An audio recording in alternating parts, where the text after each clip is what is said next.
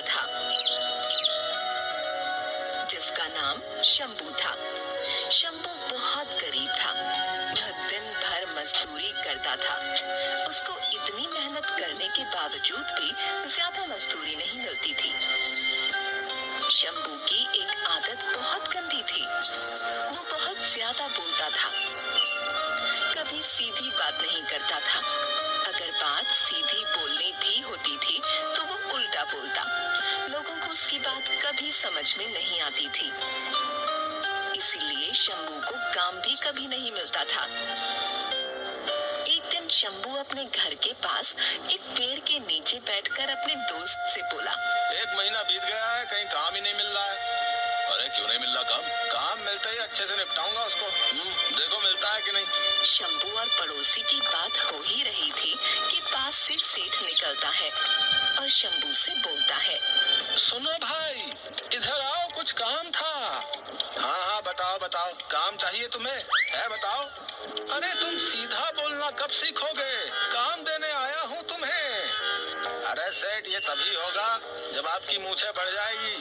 जो यूं करते हो छोटी सी है। शंभू की बात सुनकर सभी आसपास के लोग हंसने लगे, क्योंकि सेठ जब भी बात करता था हर बात पर उसकी मूछें ऊपर नीचे होती थी। इसीलिए लोगों को उसकी मूछों पर हंसी आती थी। क्योंकि सेठ अमीर था, इसीलिए कोई भी सेठ के सामने बोलने की हिम्मत नहीं करता था। ठीक है, काम ये था कि हमारे खेत बहुत बड़े बड़े हैं, क्या तुम उस पर खुदाई का काम करोगे? ऐसे कर देंगे, मगर मजदूरी क्या दोगे ये तो बता दो। जब काम सही होगा तो मजदूरी भी दे दूंगा। नहीं, आप पहले बता दो। आपका भरोसा नहीं है, कभी भी आप देते नहीं हो। गरीबों का खून चूसकर ही तो टोन देखो कैसे बाहर निकली है। कल से काम पर आ जाना। एक दिन की बात है, शंभू सेठ के खेत में खुदाई कर रहा था। खुदाई करते करते उसकी कुल्हाड़ी एक चीज पर पड़ी। उसे लगा कि जमीन के अंदर कोई बहुत कीमती चीज है। भाई काफी खोद दिया है, अब ये क्या लगा हाथ में है? उसने उस जगह खोदना शुरू किया। बहुत समय खोदने के बावजूद भी उस चीज का अंत भाग नहीं मिला। बहुत समय खुदाई के बाद एक बहुत बड़ा पतीला जमीन से निकला। पतीला इतना बड़ा था जिससे एक साथ 100 लोगों का खाना बन सकता था। शंभू बहुत उदास हो गया। उसने सोचा, इतनी सारी मेहनत करने पर भी एक पतीला निकला। बताओ, मेरे घर में तो सिर्फ अकेला ही मैं रहता हूँ, तो मैं इस पतीले का क्या करूँगा? अरे भाई, तुमको क्या करना है मैं बता दूंगा। ये कौन बोला रे? कौन बोला? तुमको दिखता नहीं है? महाराज सामने आओगे तभी तो हम देखेंगे ना। अगर ऐसी बात करोगे तो जाओ, हम नहीं आते तुम्हारे सामने। कर लो। तुम नाराज भी होते हो? अजब प्राणी हो भाई। अगर हम प्राणी ना होते तो तुम धरती पर थोड़ी रहते, आसमान में उड़ा दिए जाते। ठीक है, आना है तो आओ, हम जा रहे हैं, थक गए बहुत आज। शंभू खुदाई की वजह से बहुत थक गया था, इसलिए वह एक पेड़ के नीचे आराम करने के लिए गया। अच्छा ठीक है, तुमको अभी बता रहा हूँ। उस समय शंभू की कुल्हाड़ी उस पतीले में गिर गई। जब वह आराम करके उठा तो उस पतीले में बहुत सारी कुल्हाड़ियाँ थीं। वह इसे देखकर चौंक गया। उसने आसपास देखा तो उसे कोई न दिखा। उसने सारी कुल्हाड़ियाँ गिनी। उस पतीले में 100 कुल्हाड़ियाँ थीं। उसे लगा कि यह कोई मामूली पतीला नहीं है, जरूर यह कोई जादुई पतीला है। अरे ये क्या हुआ है? ये सच में कुछ जादू हुआ है? जब मैं बोल रहा था तब तुमको कुछ सुनाई नहीं दे रहा था। ऐसा है, मैं डरता नहीं हूँ, मगर मेरा बहुत फायदा हुआ है, मजा आ गया भाई। यह पतीला जादुई है कि नहीं, इसके लिए उसने उसमें से एक कुल्हाड़ी को पतीले में वापस डाला। वह एक कुल्हाड़ी थोड़े ही क्षणों में 100 कुल्हाड़ियों में बदल गई। वह यह देखकर बहुत खुश हो गया। अब कुछ समझ आया कि नहीं? देखो भैया, ये हमारा पतीला है और हम ये लेकर जा रहे हैं। ठीक है, ले चलो। क्या ले चलो? तुम जो भी हो, रुको यहीं। क्या यार, ठीक है। वह उस पतीले को लेकर अपने घर गया और उसमें कुल्हाड़ियों को 100 गुनी करने लगा। उसने खेत में मजदूरी करना छोड़ दिया। क्यों भाई, कैसा लगा? तुम यहाँ पर भी भाई? माफ कर दो भाई, मगर ये नहीं दूंगा। मैं पतीला हूँ, यही तो बता रहा था इतनी देर से।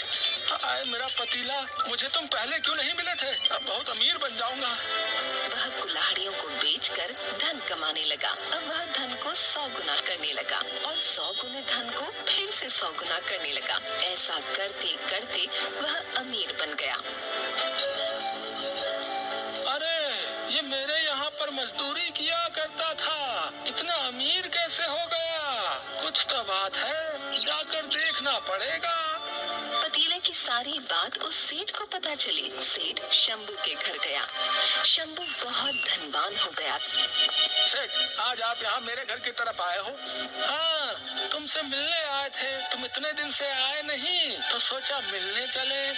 अरे सेठ जी, ऐसा नहीं है। तुम इतने बड़े आदमी कैसे बन गए हो? लोगों को बोलते सुना तो मैंने सोचा तुमसे सीधा बात कर लूं। सेठ जी, अगर होगी तो उससे आपको क्या करना है? तुम तभी से अमीर बने हो जब आखिरी बार मेरे खेत पर काम किया था। हाँ। शंभू घबरा गया। कहीं सेठ को पता तो नहीं चल गई है कि उसके उस खेत में पतीला मिला जिससे मैं अमीर बन गया था। आप किस बारे में बात कर रहे हैं? बहुत भोले बन रहे हो। खेत में काम करते क्या मिला था तुमको? वो मेरा है, लेकर आओ। सेठ जी, आप बौरा तो नहीं गए हो? ऐसा थोड़ी होता है। वो खेत आपका था मगर खोदा मैंने है। हाँ, जो मिला है वो मेरा है। हाँ ठीक है, ले जाओ। वैसे भी अब मेरा काम तो हो गया। लाओ जो भी था, ज्यादा समय नहीं है मेरे पास। ठीक है, ले जाओ ये पतीला। ठीक है, दो। आखिर में शंभू को पतीला देना पड़ा। पतीला चले जाने पर भी शंभू उदास नहीं था, क्योंकि शंभू ने सोचा कि अब मेरे पास बहुत सा धन है जिससे मैं बिना कुछ करे बहुत ऐश्वर्य भरी जिंदगी जी सकता हूँ।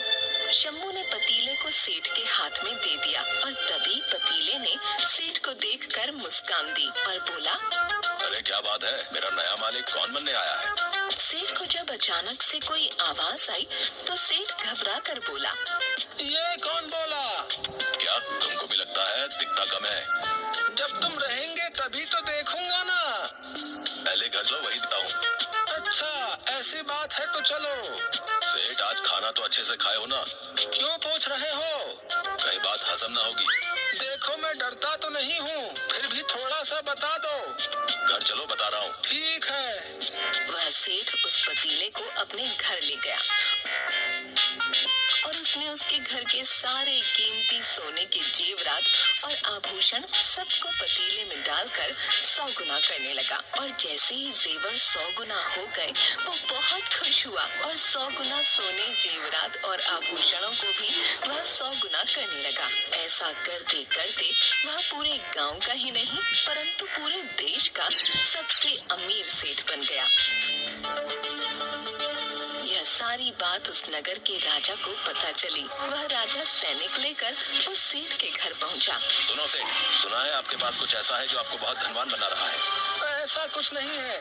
किसने तुमको ये बात कही? अच्छा, तो इतना धन कहाँ से आया? ये धन मेरे पूर्वजों का है। तुमको ये जानने की क्यों पड़ी है? जाओ लेकर आओ और दो मुझे। देखो सैनिक, ये मेरा है, खुद का धन है। और वैसे भी भाई, नगर में हर किसी का धन आपको अपना ही लगता है, इसीलिए आप ले जाते हो उनसे छीन कर। माना हमारा राजा थोड़ा पागल है, मगर अमीर हमें भी होना है। राजा धनवान तो प्रजा पहलवान। अच्छा ठीक है, ले जाओ। अब हमको क्या जरूरत होगी? काफी धन है मेरे पास, इतना कि मैं तुम्हारे राजा को भी खरीद लूं। वैसे भी तुम्हारा राजा पागल है, मुझे कम धन में भी अपना राजपाट दे देगा। तो वो चीज क्या करते हैं, हम देखें।